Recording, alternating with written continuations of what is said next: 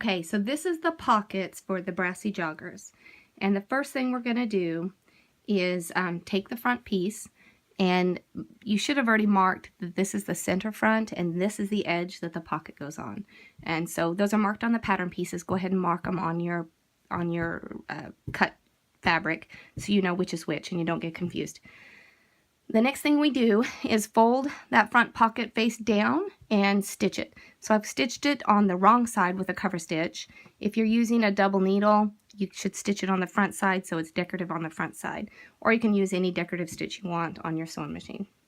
So after that's done, then you take the pocket piece and put the pocket piece right side up, and then it really literally just gets slipped in underneath the pants fronts, and you line it up according to the little markings on the pattern piece, but basically it just gets set right in there. So this lines up and this lines up, and once you have that put into place, you just put a couple of pins in it to keep it there, and then you're going to flip it over and you're going to pin it directly to the pants. So here I have it where I've pinned the pants pocket with wrong side and wrong side directly to the pants front. So now I'm going to go and I'm going to use a cover stitch and I'm going to stitch it on the wrong side.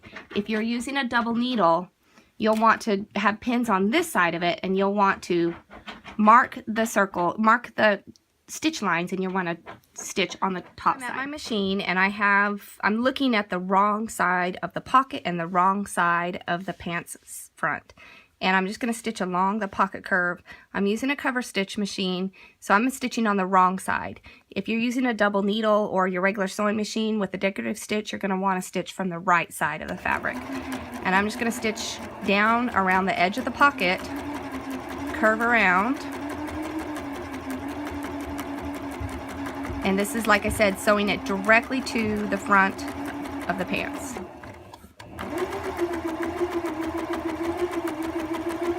And that's it. Okay, so this is what the pockets look like after you have stitched that stitch that we just did.